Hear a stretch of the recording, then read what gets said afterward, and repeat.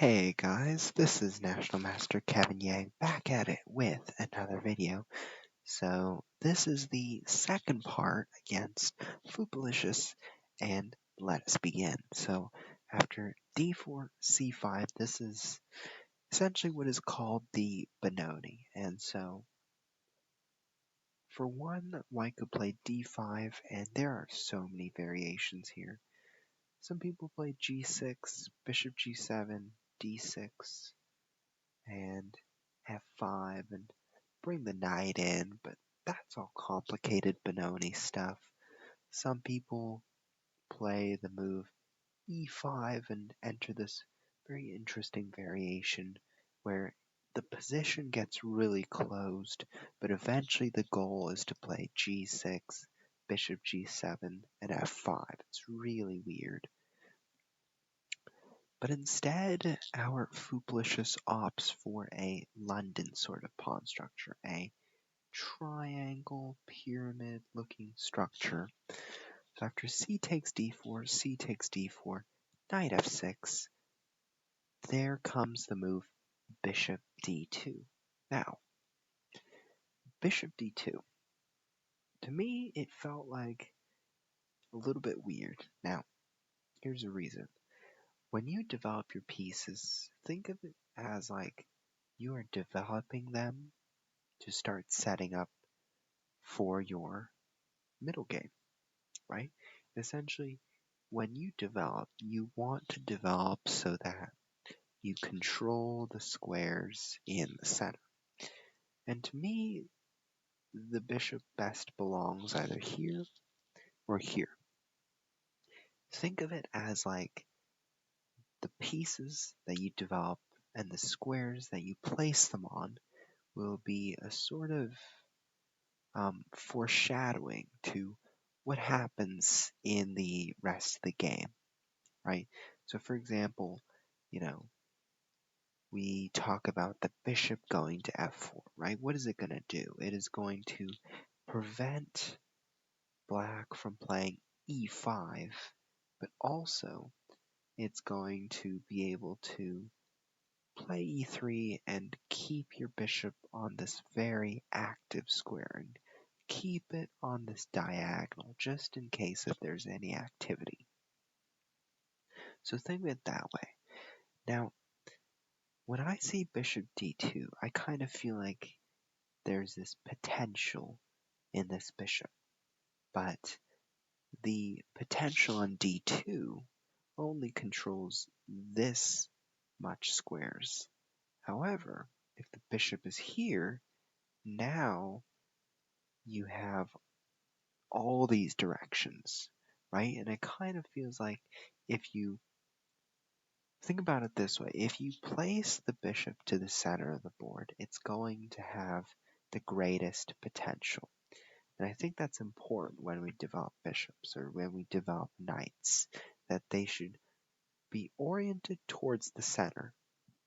Because remember one thing or one principle that I tell you. Number one, develop. Number two, control the center. And number three, keep your king safe in castle. So in this case, we can continue, but just keep that in mind. Knight c6, knight f3, queen b6. Now notice that I am bringing out my queen early. And to some, you might think, okay, this is a good thing because the knight can take that, or the queen can take that. But it's also, it might become a target later on for such things. So for example, our Fupalicious decides to sacrifice a pawn. Do I take this? No. Then there would be rook b1 and knight b5, and that would be good game for me. So I don't. I play knight takes d4. I say, you know what? I don't believe there will be enough to bring all your pieces out and chase my queen away at the same time. So I'm confident that this pawn will be a clear pawn. So I choose that. And after the move bishop e3, I play knight takes f3, e takes f3, and here I could play the move queen takes b2, but I saw that after bishop d4, I immediately said, you know what, I'm a little bit worried about this, but I believe after queen takes b2, bishop d4, there might even, I don't know, there might even be the move e5. I really don't know. Nope, there is not the move e5. But even e6, and after rook b1, queen a3, I was thinking about knight b5. But apparently there's bishop b4. Well, I didn't see that, so obviously I didn't go for it. So I was a bit scared about bishop d4 after queen takes b2. So I played queen a5. I'm still keeping my pawn, and I think that even though my bishops aren't as developed as these guys, maybe the pawn will be mine after all. So I feel like at this point, I just need to get my pieces out. I need to start developing. So after bishop c4, play the move e6, castles bishop e7. I bring my queen away from the diagonal, at the same time attacking the bishop. Bishop d3, I play the move a6 to prevent the move knight b5. So think of it as the term prophylaxis. Again, it's called prophylaxis because you are preventing your opponent from making such a move. And after the move rook c1, the knight wants to hop into d5 again and c7. So I play the move queen b8 as another prophylactic move. Bishop g5 comes along, and here I examine the possibility of getting the bishop pair. Number one, you have to think, okay, the bishop is now on a line with the bishop. So what is a way to get this bishop? What is a way so that we can make sure that this knight comes in exchange for the bishop? So immediately I thought about the move knight g4. And you're like, what? What does it do? The idea is that you're threatening checkmate with the knight and the queen. So after pawn takes knight, now the bishop takes the bishop, and we have the bishop pair. But I was here evaluating in this position whether it was worth it, because number one, I am so behind in development, right? This bishop has nowhere to go just yet. I'm planning to play b5, bishop b7, but that takes two more moves, right? So do I really want to spend that time getting a bishop pair? And I determined it was not worth it, so I castled queen c2, threatening bishop takes, bishop takes, bishop takes h7. I played h6, bishop h4, really good move, getting the bishop to g3 and using this good diagonal. So I play d5. After bishop g3, I say, okay, you know what? My bishop here wasn't so great, so let us trade bishops now. So after knight e2, I said, I don't know if I want to trade that bishop now. I feel like this bishop is getting better, so I play the move e5. And at this point, I thought about it. I said, I have a good center. The next step is to bring in this guy, resituate the queen somehow, because it looks very passive. And so, after knight c3, bishop e6, rook e1, rook e8, queen e2. At this point, I sort of think like, okay, I need to defend this pawn, number one, but how do I do it? Right, so number one, I can think about the move knight d7. But to me, it kind of felt like, then this knight would be sort of tied to this. And obviously I wanted to give some freedom to it. So instead I played the move bishop d7. making the rook protect it, and at the same time thinking about ideas of bishop c6 and the move e4 later on, because I feel like if the queen is on the e file, it's going to make the move e4 look more convincing.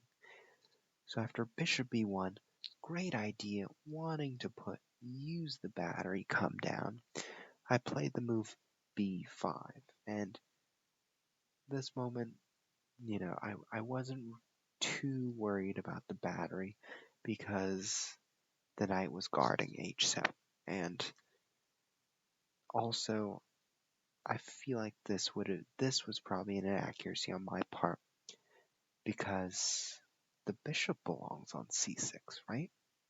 You think about it, I was talking about my earlier idea of playing e4. Maybe that is still alive in that position, and so the bishop on c6 would be guarded if I don't play b5.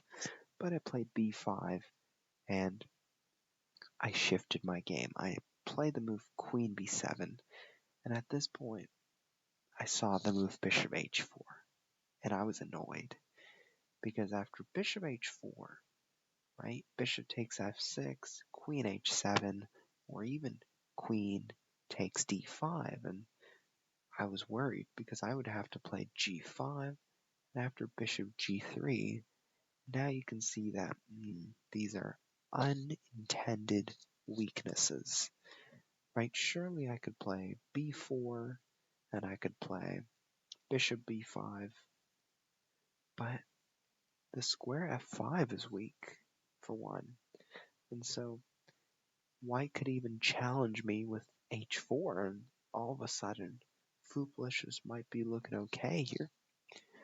But instead, you know, there was a bit of time pressure on the side of Fupalicious, and after knight e4, I said, oh my, this gives me a chance to close the diagonal once and for all. And the move here is knight takes e4, exclamation mark, f takes e4. So despite that you can see that, white freed the double pawn, but now I play the move d4. And the reason why you'll see that black is solidly now up a pawn is because the bishop it's no longer useful, right? And for one, I've solidified my pawn up advantage by playing the move d4, closing a barrier. So after a3, I start bringing out my guys, looking to get to c4. Instead, I say, you know what? I'm going to trade because I am up a pawn. Rook c8, bishop c2. At this point, I say, okay, rook c5, maybe double up, maybe play bishop c4. Try to put pressure on this undefended c1 rook. So after g4, I questioned. Number one, I said, ooh, look at all these juicy squares, right? Number two, I thought about, okay, what if I go with my original plan? I play the move bishop c4, and then I play the move bishop b3. Now, is that a good plan? And I was like, yeah, it's a good plan. But I also want to demonstrate the power of the weakening of this move. I play the move queen e7, intending to go to g5 and hit that rook.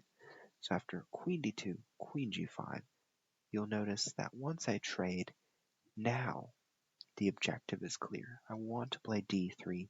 The rook can no longer be guarded. And after d3, and now I queen. So that is the game. Essentially, to me, the pawn gave me the initiative, but also I might have misplayed it here by allowing bishop h4. Those are the main takeaways. Knight e4 was a move made out of time pressure, but other than that, it was well played. I'll see you next time.